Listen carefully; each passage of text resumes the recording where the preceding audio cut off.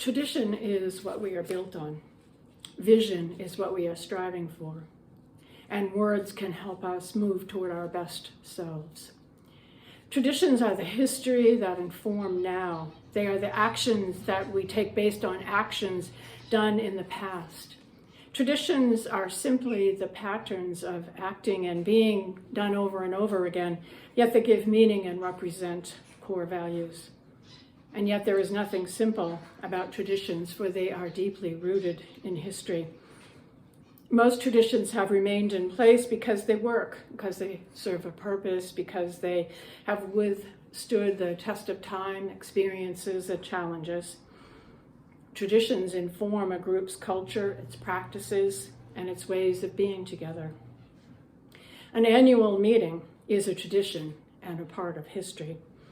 In New England in particular, the meeting was when all matters civic and spiritual.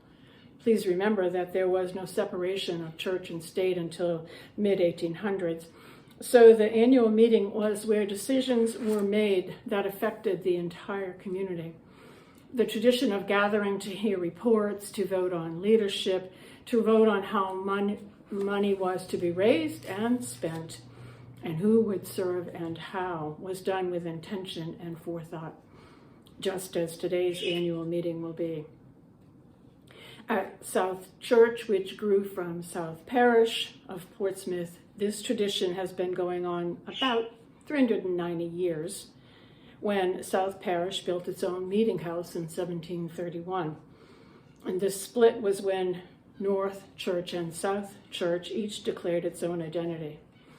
It's a little hard to get a firm date on when South Church began gathering, but a quick history review from the Athenaeum webpage states that South Parish built its first meeting house 1731.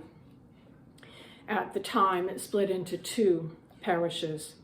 Now that if that information is correct, South Church has been upholding the tradition of a congregational meeting for an awfully long time. And each and every time a congregation meeting was held, discussion would have helped decide the direction, purpose, and future vision. Vision leads us forward. It motivates, energizes, provides other ways of being, explores possibility. It imagines new ways. And though it is oftentimes based on past traditions, vision thrives when it is open-heartedly embracing new perspectives. I want to share a Native American tale that Chief Gary Batten of the Choctaw Nation of Oklahoma recounted. I read this in a recent edition of the Christian Century. He was reflecting on the different perspectives that Indigenous leaders have about politics and civic leadership. Shining light onto the truth about who we are and who we can be requires a unique sort of vision, he said, and he continues, "My ancestors believed long ago that the maker of all things gave each tribe of creation a special gift. To the bears went strength, to the eagles, wisdom, to the deer, grace and beauty.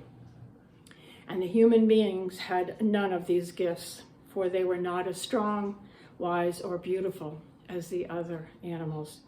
But they were given one thing that was special to them, vision, the ability to see both what is now and what is coming to be. This sacred vision is our holy inheritance, and what we can see and speak, we will become."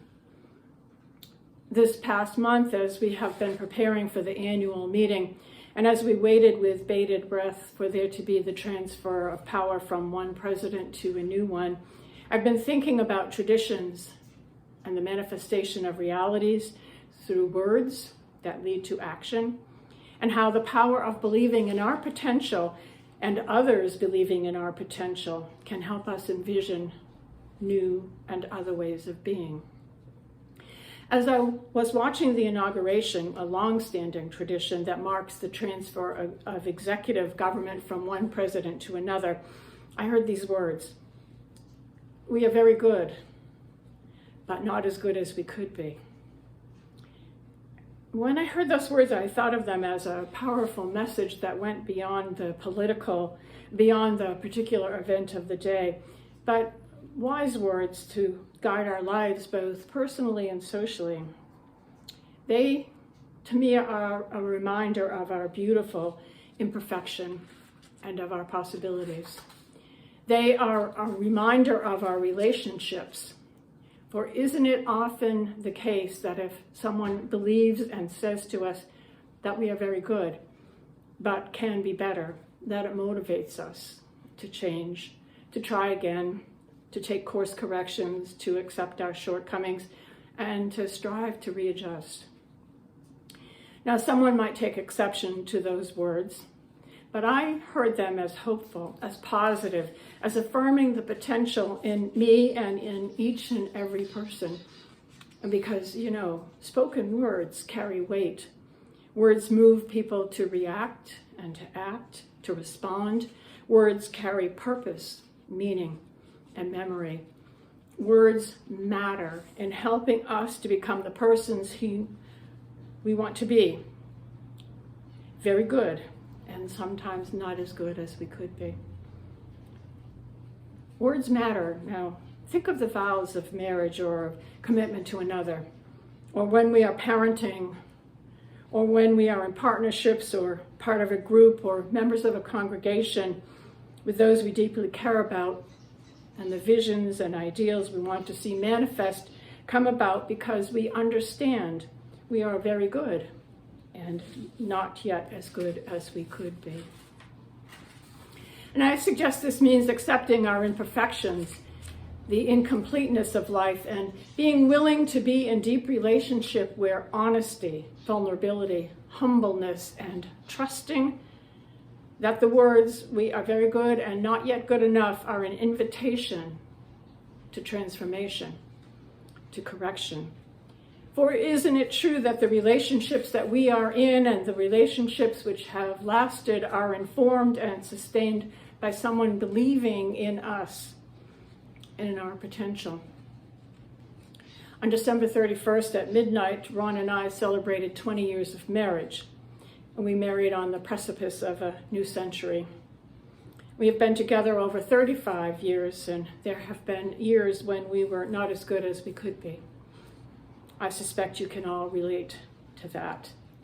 But truly, it is a notion that we are good but not as good as we could be that keeps us in a commitment to something bigger than either one of us alone. Is that the case with you? That someone believes in you and that helps you to be better? So whether it is here today as a member of the congregation or in your personal life, I encourage you to accept the beautiful, beautiful imperfection of being very good, but not yet as good as you can be. Accept it as a motivator. And may we become settled in our imperfection, forgiving ourselves and others.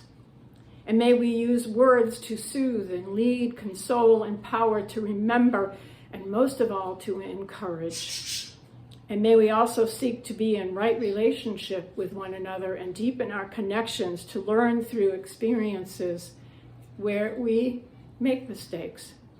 We reflect on the learnings from those mistakes, and we can use imagination to envision, to dream, to become more together than we ever thought possible. For by being together, more is possible if we can learn to love the imperfections of ourselves and of everyone else's humanness as an inspiration, and then a vision will emerge to lead us forward. May it be so.